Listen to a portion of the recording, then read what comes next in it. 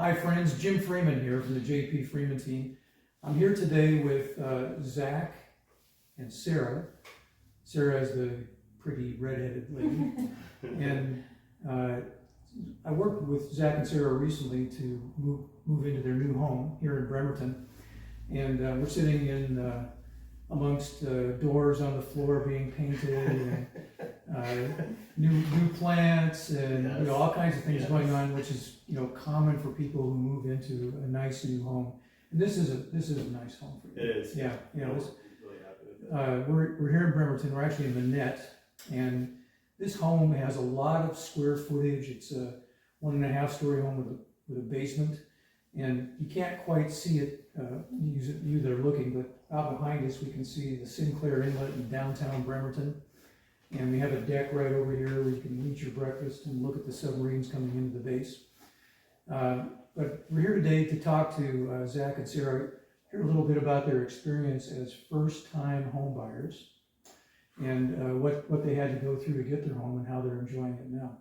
So let's start with Zach. What do you do? Who are you? Where do you come from? Yeah, gosh, first-time home buyers, that still sounds scary. Mm-hmm. My name is Zach. I am a graphic designer, formerly from Seattle graphic designer, but now a proud Minette homeowner with Sarah here. Me and Sarah are, maybe you can introduce yourself too, and we can. Yeah, so I'm Sarah. I've been a nanny in Seattle for about 4 years now. I've kind of come and gone from Seattle for a couple years, but I met Zach here 2 years ago, and we managed to work on a pathway to owning both of our first homes. So it was quite a lengthy process. I moved into his parents' basement Where I was living. Yeah. Which is still enjoyable to say out loud. But the housing market is very competitive still, even with these higher interest rates, and it was a very viable path forward to be able to save enough money, and nothing allows you to focus on getting out of your parents' basement like living in your parents' basement. But also with the rent in Yeah. Seattle, I mean, when I met Zach, I was paying $1,300 a month for a 500 square foot one bedroom. And the one bedroom was extremely small apartment, and $1,300 can be easily put towards a mortgage. And so when we met each other and it sort of evolved, it was trying to work towards this ultimate goal together. Yeah.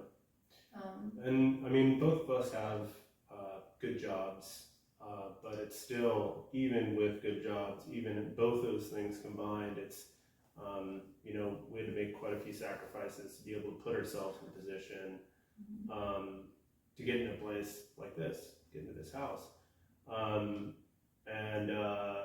Thankfully, one of my friends that I sail with in Seattle, his real estate agent was Jim here, and so he was able to introduce me to Jim, who obviously is extremely familiar with the area and the whole process.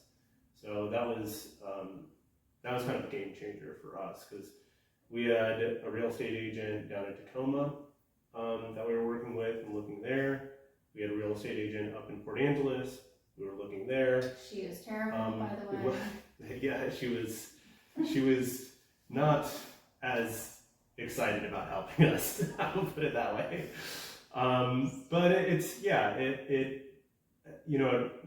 that relationship, it became really clear how important that was.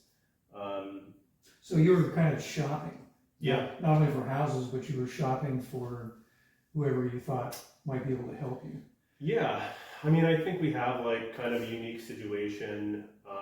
We're not looking at, I don't know what the average home price in Seattle is, but we're not looking for, these $1 million, $2 million homes. And I don't know if that can be kind of a deal breaker for some real estate agents, but I mean, when we, the first couple of houses that we looked at with you, you were very upfront and very honest about, you know, the entire process, and you made a very complicated, difficult process very easy.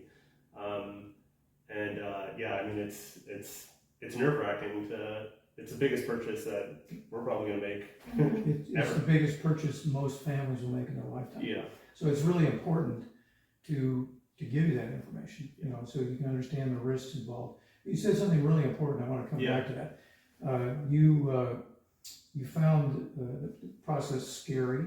Yeah. And you found it difficult.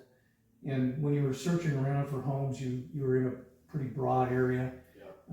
Because you're trying to find an appropriate value for the money that you could spend.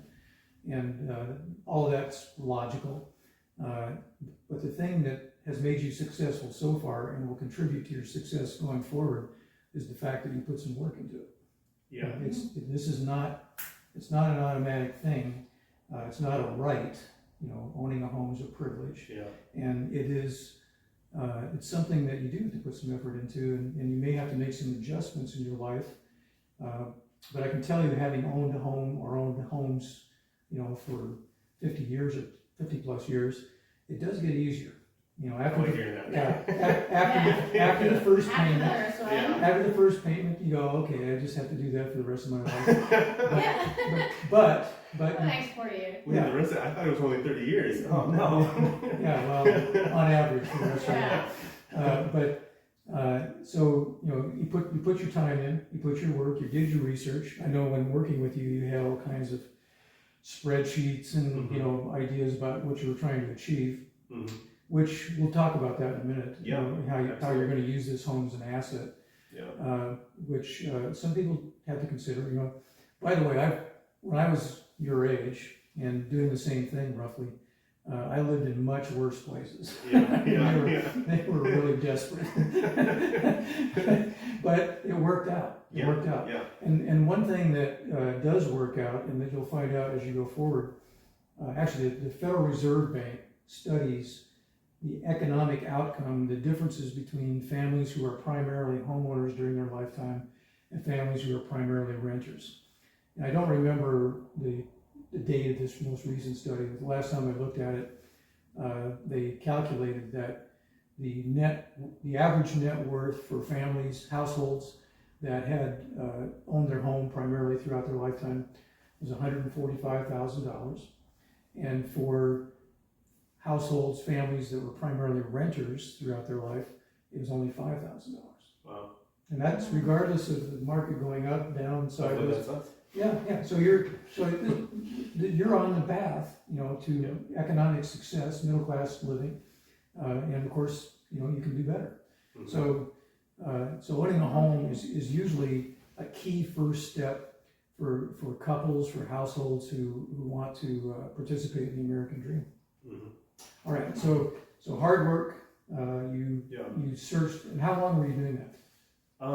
I feel like we were window shopping long before it was a viable option, but I think seriously, probably for about a year. I would say a year, and then we had. I mean, luckily that you had taken us through so many houses that. You know, number one, there was a couple that we couldn't afford. Yeah. And you were extremely, you know, happy to take us through those. And then also other ones where we immediately walked in and we're just like, well, that's nice. Can we leave now? Yeah. Is that an option? Because we were on such a limited budget, but also had so many different criteria, it made it harder, I think, for us to find the right house. And you were amazing and just being so willing to show us, you know, whatever we wanted to see. Yeah. But yeah, that was okay. So you were, you know, on Zillow or whatever, Redfin for a year, and you know, punching numbers into your spreadsheets and you're thinking about it. And of course, your mom and dad were part of that process and were great help all through the thing. Thanks, Mom. Thanks, Dad. Thank you, Thomas. And but so after a year, then, you know, you met me, and, you know, that was very nice of our friend to introduce us. And so we spent another, 6 months probably, Yeah. looking at Yeah. homes.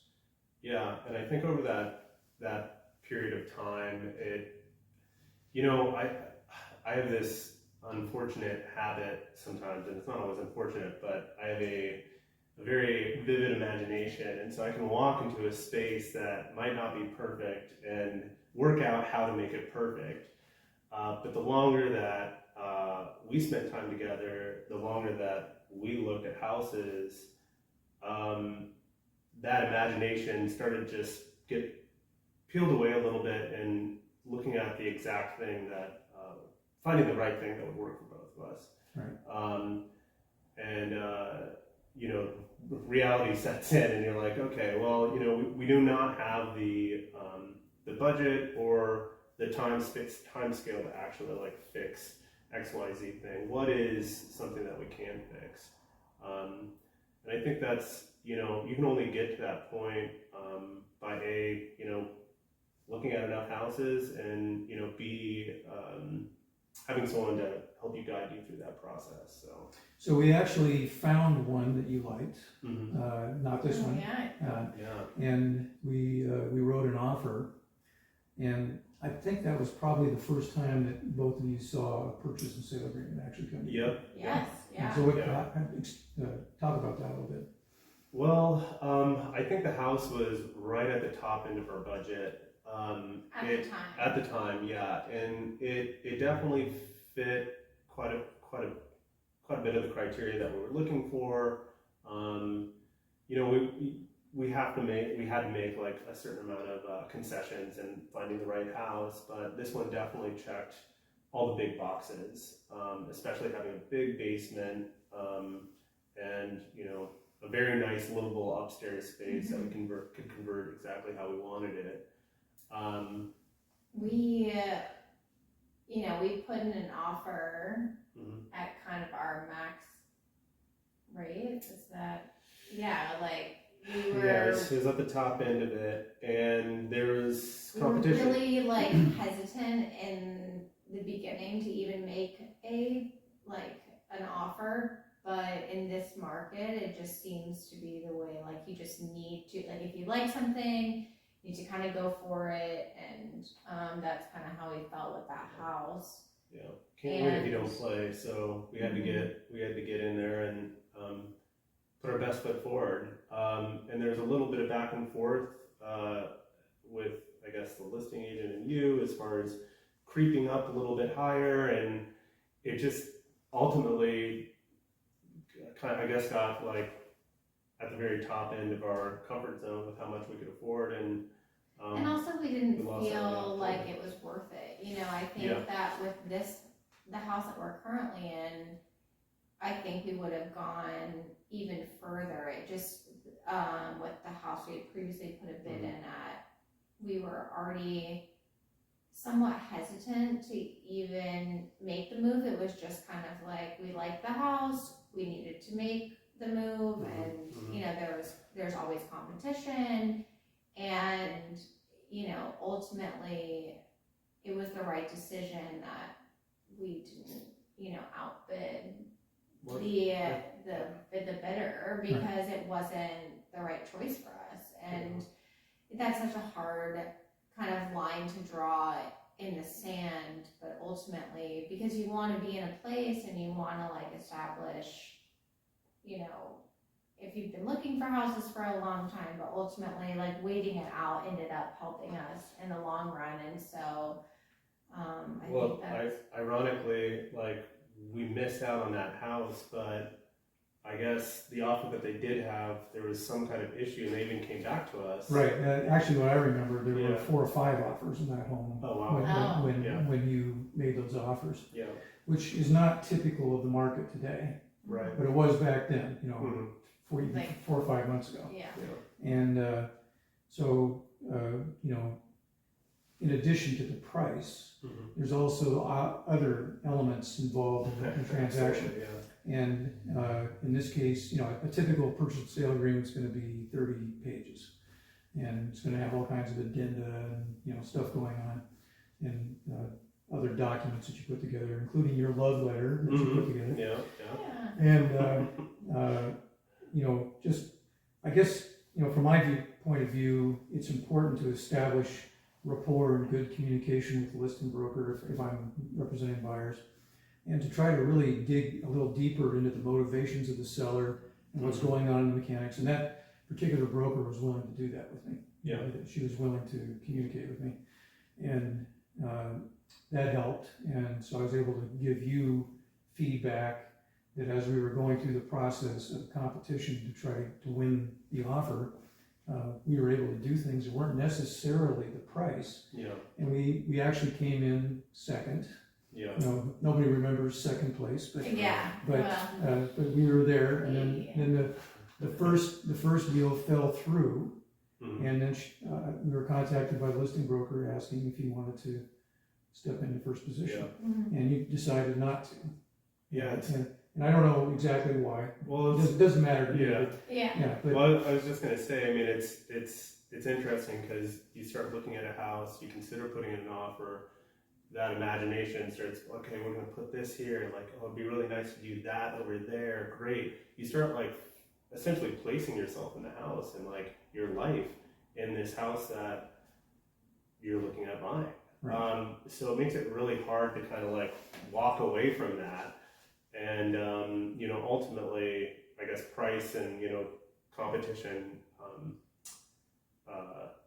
forced us to walk away from it. But when we got that second offer, we started looking harder at, you know, the numbers behind everything. We were like, you know what, like the romance of like thinking about myself in this house is one thing, but it can kind of blind you. And so we're like, okay, like the numbers. That doesn't make sense. You know what? We're going to pass. Well, and you had to go through that experience to learn what you call the numbers. Yeah. Because, you know, there's the purchase price, Yeah. which everybody focuses on. But then you have buyer's closing costs, and you have loan fees, and, you know, all kinds of other expenses when you're trying to get into a home, including moving expenses or renovation expenses. And Here we are. Oh, Lord. Yeah. And, well, I mean, you have them here. Yeah. But everybody faces that. But most people are just uneducated about the total process. Mhm. So I think it was actually an advantage that you were able to make an offer and that it failed, but you learned a lot in the process, which you know, provided you the means to succeed later. Yeah. So our training wheels. Training wheels. Yeah. So a few months later, you know, we continued to look. You guys are still living in the basement, and you know, Sarah came over. It was a couple months ago now. Yeah. 3 months maybe. Yeah. And we found this place. And speaking just for me, I said, "This is it."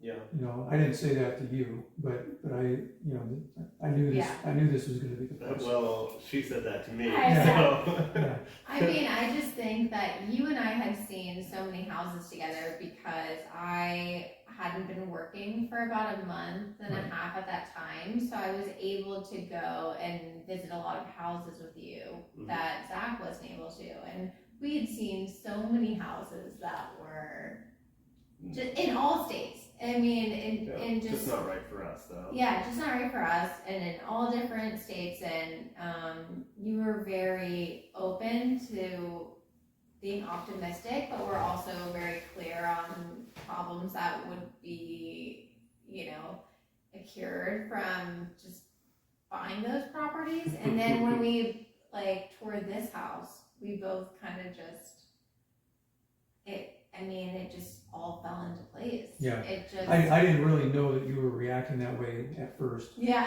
But you know, as time went on, I kind of got the feeling that it's starting to fit in. And of course, Zach hadn't seen it. Right. You know, honestly, they made the offer because they made the offer without even seeing the house. Right.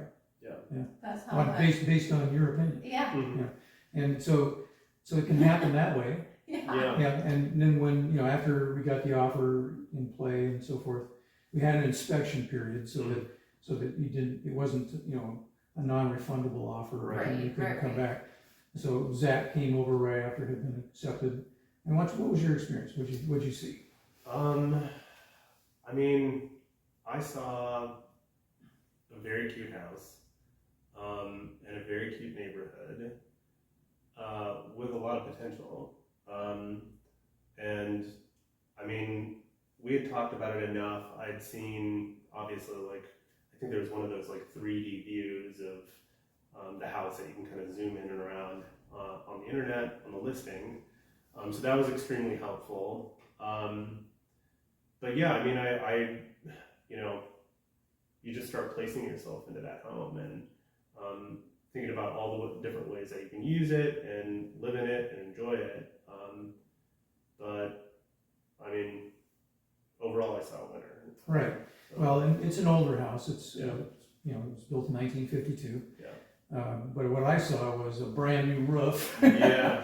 I know. And I saw totally replaced plumbing and electrical systems. Yeah. And a very nice additional bathroom that had been replaced in the basement.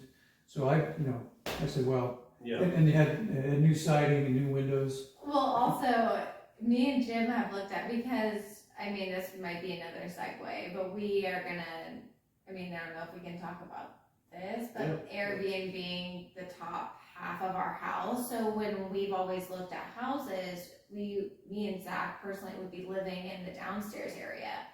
So, you know, we have looked at some serious basement situations that have been very grim. Like, and Halloween so, is coming, yeah. but like it would be very appropriate for some of these basements, just spooky. Very much so. And so, so coming to this house, they have a very almost, I mean, it's really like on the cusp of being a finished basement. And they have a bedroom, a living room, like a workroom for Zach, a washing machine, like laundry room, and a separate entry. Separate entry, yeah. I know, separate entry and a completely refinished bathroom. So when I saw that, I kind of was just like in awe, because we really have looked at some seriously grim dungeony basements, and I just couldn't imagine going into that. So right. Well, you mentioned you have some thoughts. Now you're now facing a payment that you weren't facing before. Yeah. You had to pay some rent in various places you lived at, but so you're both employed, and you qualified for your loan. Everything was fine. Yeah. And but you've actually constructed, prior to buying a home, a plan for reducing the risk of making the payment, and for possibly increasing your income. I kind of feel like you're going to progress in your careers, both of you, and the payment's going to look smaller and smaller as time goes on, and you'll get to live in the upstairs portion. Yeah, but I would like that. I hope, but in the meantime, this particular home and I think the neighborhood lend itself to your plan. So what was your plan? Yeah, I mean, just kind of going back on some of the things that Sarah was saying about the basement, like, we have this pretty long shopping list of needs, and they're not wants, they're actual needs to be able to execute on this plan. We do need that separate entrance in the basement. We do need a different bathroom. We need segmented living space, a living room, bedroom. The upstairs needs to have certain aesthetic qualities. Obviously, it needs to have multiple bedrooms. We're looking at the average short-term rental in this area is 5 point something people. So that's like 3 bedrooms. So you need at least 3 bedroom, 1 bath. So these are all must-haves, and that very, very narrows your search. So there's not a ton of places that fit all of these criteria. So when we found this, it was like, okay, like this is pretty great. This is not like, okay, this is pretty great. I also think, so what Zach's saying is like, we plan to turn our upstairs into an Airbnb. Yeah. And so that's like what we've always talked about, is subsidizing our mortgage and being able to renovate half of the house into an Airbnb, which has made our search more difficult for our price range and for what we're looking for to meet all of the qualifications that just, you know. So anyways, taking into account like all of those needs, not wants, made the search hard, but yeah, our goal was to find a house that had 2 livable spaces above and below, where we could rent one of them short term and live in the other. They call it house hacking. If you like Google it, like there's a ton of people that do it. I didn't know that. I'm gonna look that up. Yeah, it's a thing. I don't know, some like internet thing, whatever. Anyways, it is a way to subsidize your cost of living and subsidize a mortgage, and it's extremely appealing to us because there's a lot of data out there to help you make informed decisions on purchasing a house. And obviously, data only helps you so far. Reality is very different. Yeah. But the data on this house, for what we wanted to do, and for the purchase price, and taking all these things into account, it was encouraging, and that made us want it even more. I also think we lucked out in the neighborhood. I can't speak more highly of this neighborhood. I just started working close by, and out of a lot of houses that we've looked at, I think it sometimes does help to wait it out a little bit. I mean, look for the house that you want, but also we really we put a lot of time. We saw so many different houses, and ultimately we picked a house that was perfect for us. Yeah, I think one of those other, maybe this is more of a want, not a need, and when we were looking, but the neighborhood and what drew us here and this area specifically, but it's very walkable to restaurants, to bars, to the amenities of Manette and Bremerton. Not that things are super far apart in Bremerton, but from a short-term renter standpoint, we travel around Washington State, and that's typically where we stay, in Airbnb. We look at those maps, we see how far it is from X, Y, and Z things, so that can make a huge difference as far as getting people to actually rent your space, and this house had it. So right now, we are living in the basement again. We just moved from basement to basement essentially, but that's because they're working on the yeah. We're refinishing the floors. Yeah. So right now we're trying to bring the rentable space upstairs up to a standard where we'd be able to list it and see if we can, I guess make some money. Yeah, make some money. Sure. Yeah. So and so you're having fun. Sarah here's got paint all over her arms. I do. And Zach has got his work hat on. That's He's right. ready to go. I'm serious. They do get to eat in the kitchen temporarily. That's But it's a nice kitchen. Yeah, I miss that. This is really, from my experience in the many homes that I've renovated myself or things that I've built, this is fun. Yeah. And you're going to look back on it and remember it's a really fun time. And the thing that I like about working on houses and working together is that you create value, and you improve your life, and you improve the neighborhood. Yeah. And this is not only valuable for you, but it's valuable for the neighborhood to have people like you move in and do this sort of thing. So, all right. So hard work, keep at it. Yeah. Don't freak out, when it happens. And then just have a plan, and then carry that plan out as you're going forward. And people who do that can do this. Yeah. I don't know if it's something to mention, but we really couldn't afford this house, and we put in an offer anyways with a love letter. The list price. Yeah. Yeah, I see. Okay, yeah. Yeah, we couldn't afford the list. Sorry, I didn't understand that. Oh, sorry. We couldn't really afford the list price, but it is something that we really wanted. And, with the advice of you is like, you don't know if you don't try. And so we ended up getting this house for a price that we could afford just because we tried. So I would say there is something to be said for, even if it's a little bit out of your range, just, you just never know. I mean, and really that's your advice. It's like, you just don't know if you don't try. And, so we got this house for a price that we could afford when the listing price was something that it was out of our price range. Yeah. So there's something to be said for just going for it. Well, home prices will go up, home prices will go down, but over a long period of time, if you live here for 30 years and pay that loan off, this home will be worth a lot more than you paid for it. Yeah. In 30 years. Now, there may be times in the future when it'll be worth less, but the main thing is you have a plan, not only to enhance your careers and improve your income, but the house itself provides you with the means by which you can increase your income.